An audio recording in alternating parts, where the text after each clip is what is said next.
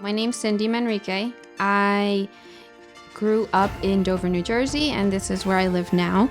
I am currently a construction project manager in New York City, and I got into this career after I did a Bachelor's of Science in Construction Engineering. And essentially, I manage all the aspects, all the pieces that have to come together to execute a project. It's very exciting because you're part of the day-to-day construction. You're in the field, you are seeing the building get built right in front of you, and you're seeing the work that you're putting in every day come to fruition physically, just by stepping out of your office and into the job site. The life that I have now is different than how I grew up. We grew up with limited resources, both my parents working sometimes 2 jobs and alternating shifts, so there was always somebody to take care of the kids while we were growing up. So now we just live like a comfortable life where we can enjoy things that we want, like go on vacations without really worrying too much about the finances, whereas that was a big burden for my family. But with the career that I've chosen, luckily, it's a lucrative career, and I'm able to enjoy things and make financial decisions that do help me in the future. So my parents, they didn't really know too much about the process and the details involved in transitioning from high school to college. However, they were always super supportive, just as they were throughout my whole early education, through all the activities and things that I did, but they always wanted me to go to college because that's the most important thing to them, especially being a first generation. They pushed me to go wherever I wanted to go, study what I wanted to do, and just be supportive the entire way, even if they didn't know exactly the details or what it took to get me there. And seeing me just grow in my career is a big deal to them because we grew up in apartments my whole life, and now I've gone through a career and have my own house. Now they can be a part of the life that I'm creating here. So you have a student who wants to go or is thinking about going to college, but you're feeling a bit overwhelmed? College is an exciting next step in their life. We at SHIP congratulate you on your child's achievement in their educational journey, and we're here to help you navigate the road to choosing just the right school for them. We want to empower them to realize their fullest potential by finding the best school that will help them do just that. Come along with us as we learn about how to best prepare for choosing a college. In Lesson 1, we'll learn about the types of universities, their locations, school size, and resources and support systems available to your student. In Lesson 2, we'll talk about academics, admissions, and most importantly, the cost of college. Navigating through the process of college comes along with its own vocabulary. Terms such as university, school, college, institution, or even campus are interchangeable. They all mean the same thing. First, we'll look at the differences between public versus private institutions. The main difference between public and private colleges is the source of funding. Public colleges and universities are funded mainly by the state government. This allows them to charge lower tuition fees to students. In-state residents receive favorable tuition rates at public universities. Private colleges are supported by their own funding and student tuition fees. They are generally more expensive. Private colleges tend to rely more on student tuition payments to cover their operating expenses. However, they may offer more tuition discounts, grants, and scholarships. Their financial aid packages can sometimes make them more affordable than public universities. Public universities are generally bigger than private universities. Campus environments at public schools may be less intimate. Public university campuses are more likely than those of private universities to be well equipped to meet students' needs. Public universities usually offer a much wider array of classes and degree programs. But students who are sure of what they want to study may benefit from attending private institutions that are well regarded in their chosen fields. Incoming freshmen who have yet to choose a major may be better off attending a public university with many available degree programs. If athletics are important to you, you may prefer to attend a public university. Division I athletic teams typically from public schools. Public colleges and universities will offer a wider selection of extracurricular activities than smaller private colleges. Private and public colleges are diverse in different ways. Private colleges tend to attract students from diverse geographic locations, while public institutions tend to be culturally more diverse because the tuition is more affordable. Public schools tend to rank lower than private schools. Graduates of highly ranked or prestigious colleges are typically more sought after in the job market. The quality of education at a private institution is not necessarily superior to a public institution. All of these different factors are important for you and your student to consider as you research public and private universities. Students can attend community college for 1 to 2 years to complete a general education classes, like math and writing, and then transfer to a university to complete their bachelor's degree. Community colleges come in varieties like we've already discussed. Some community college will offer things like student activities and organizations, residence halls, and competitive sports teams, while others may lack some of or all those features. Let's explore some of the pros and cons of attending a community college. Pros of attending a community college include lower costs, smaller class sizes, and an easier application process. Attending a community college is a great way to reduce the cost of a college education and avoid some student loan debt. A con of attending a community college is the transfer process can be complicated. There is a chance not every course will transfer into a bachelor's degree.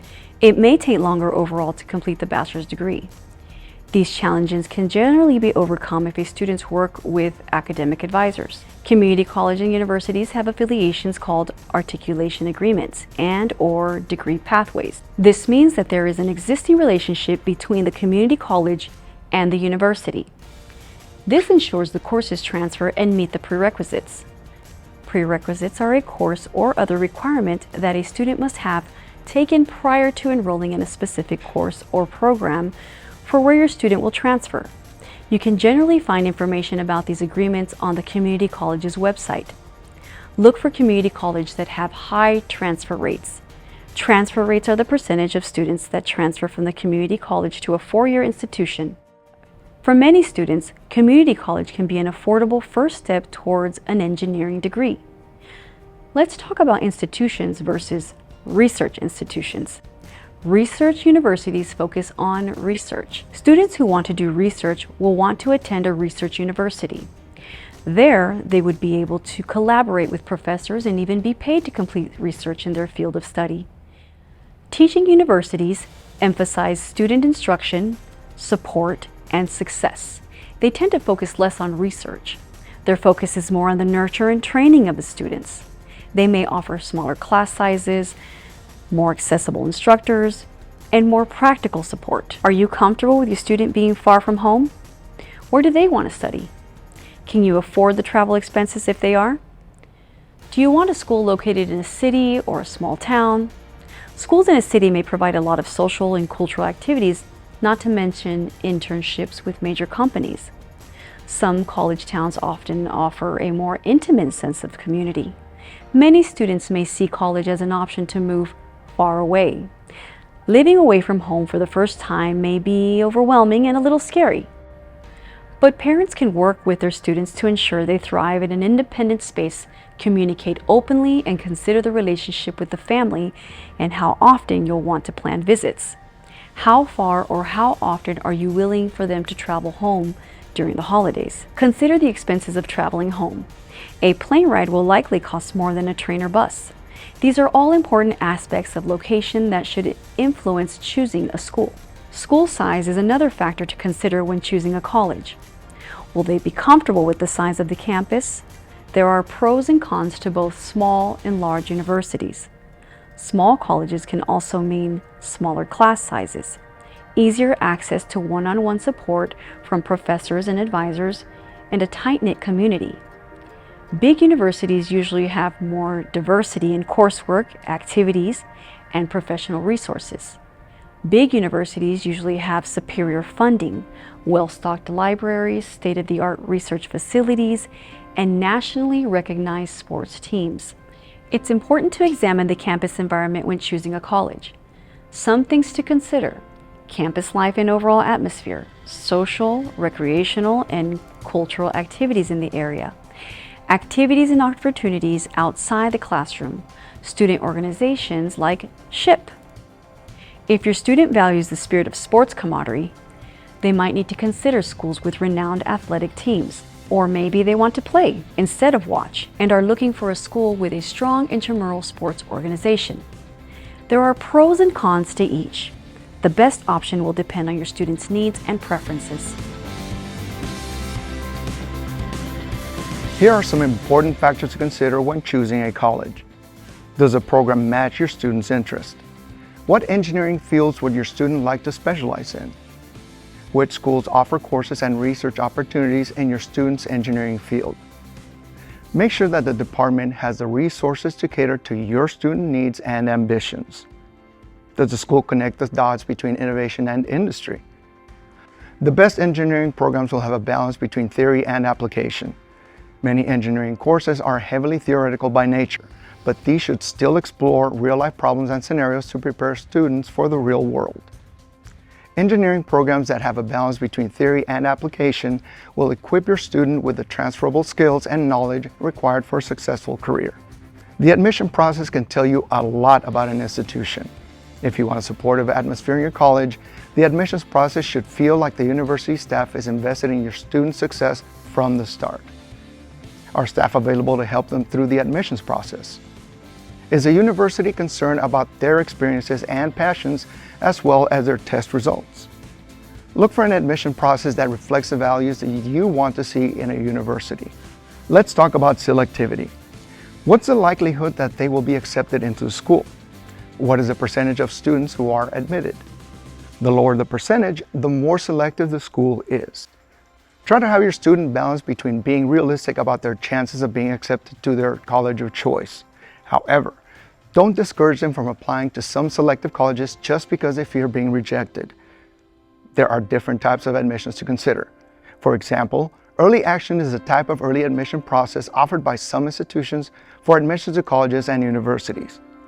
Early action is non-binding. This means you do not have to attend if you are accepted. Students receive an early response to their application but do not have to commit to the college until around May 1st. Early decision is another type of early admission. Early decision plans are binding. Students make a commitment to a first choice college where, if admitted, they will enroll and withdraw all other applications. Be aware that there are early decision deadlines, usually in November. Students who apply via early decision will hear back from a college sooner than others who apply later. Early decision acceptances often come out by December. Students should be aware that early decision acceptances are binding, meaning an applicant must enroll if admitted. Some schools also have a second early decision deadline, Early Decision 2, which is also binding. The difference is in the timelines. Early Decision 2 deadlines are usually in January. Early Decision 2 acceptances often come out in February. Students who apply to regular decision generally hear back from schools mid to late March or early April. Another admissions policy to be aware of is rolling admissions. Schools with rolling admissions evaluate applications as they receive them. They will release admissions decisions on an ongoing basis. These schools will continue accepting students until all spots in the incoming class are filled. When deciding when to apply, many students should consider financial aid implications. If money is a concern, as it can be for many families of college-bound students, applicants should choose non-binding deadlines, early action, and regular decision. This will give families options to compare financial aid offers from multiple schools. For regular decision deadlines, students will have until May 1st to decide which school they will attend and pay an enrollment deposit. Embrace the admissions experience. Grow and learn together with your children, taking time to support, encourage, trust, and lift one another up. Focus on the things you can control. Don't focus on what happens behind closed doors in college admissions offices hundreds of miles away. How can you help them handle rejection? Finding out your children weren't accepted to a top choice can be tough on them. Try not to dwell on the rejection. Don't let disappointment frustrate the decision you all have to make. Help them not to take it personally. Admissions committees are aiming to create a balanced incoming class. Acknowledge your children's feelings. Don't skip the grieving process. Give them time to accept the news. Be there for them. Invest time and energy into getting excited about the schools that did admit them. Overall, prepare your student to receive letters that begin with, "We are sorry to inform you." But be encouraged when you find a good fit. You get letters that begin with, "Congratulations." Too often, students and families only consider tuition and scholarships when making a college decision. Make sure you're looking at the whole picture. Financial fit is a combination of cost, financial aid, payment strategies, and outcomes. Make sure you talk to financial aid counselors at the universities you and your student are considering. Getting in touch with financial services will help you have a complete understanding of what is possible at that particular school. Official financial aid awards are determined after your student has been admitted to the university. How do you evaluate financial fit? Calculate tuition, fees, books and materials, housing, travel costs, and some fun on the side. Financial aid options and scholarships are available on studentaid.gov. Grants are a form of financial aid that doesn't have to be repaid. A variety of federal grants are available, including Pell Grants. Scholarships come from many nonprofits like SHIP and private organizations. They will offer scholarships to help students pay for college, often based on academic merit, talent, or a particular area of study. Work-study jobs will earn money to pay for school by working part-time. Work-study jobs help students become better connected to the campus and familiar with the resources it offers. Loans will give you the option of borrowing money to attend college. Loans come in two types, subsidized and unsubsidized loans. Direct subsidized loans are based on need. You don't pay any interest on the loan until after you graduate. The interest doesn't build while you are going to school. With a direct unsubsidized loan, financial need is not necessarily required. The interest builds and you pay it while you are attending school. Direct Plus loans also don't require financial need. They are available for parents who are borrowing money to pay for their child's education. Military families may qualify for aid programs or additional aid eligibility for serving or for being the spouse of a child of a veteran. Apply for federal student aid by using the free application for federal student aid FAFSA form. You do not need to pay to fill out a FAFSA form. You can estimate your eligibility for federal student aid through your Student Aid Index by using the Federal Student Aid Estimator. The Student Aid Index is a number that colleges use to determine how much financial aid you can receive. Many schools offer financial aid from their own grant and scholarship funds. It is important to find out what might be available to your student. Visit your school's financial aid page on its website or contact the financial aid office. Ask the department that offers the student's course of study. They might have a scholarship for students in that major. Fill out any applications your student requires for its own aid programs and meet your school's deadlines. According to the National Center for Education Statistics, in-state residents attending a four-year public college paid an average of $9,349 in tuition and fees in 2019-2020. Out-of-state students paid $27,023. On top of tuition, you will need to factor room and board, transportation, books and supplies, and other miscellaneous items such as student fees when calculating the total cost of attendance.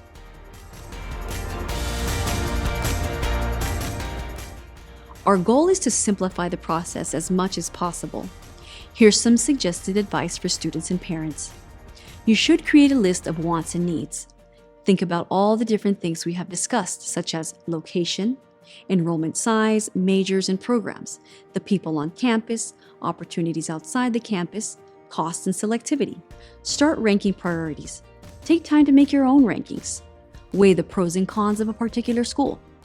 Here's where our ranking tool can help. Where does your student want to be in 4 years? What job do they want? Consider a college that will help them reach those goals. Visit college websites, delve into departments, investigate job connections, and compare financial aid awards. Reach out to the university for more information through the admissions or financial aid office. Let's focus on the end game.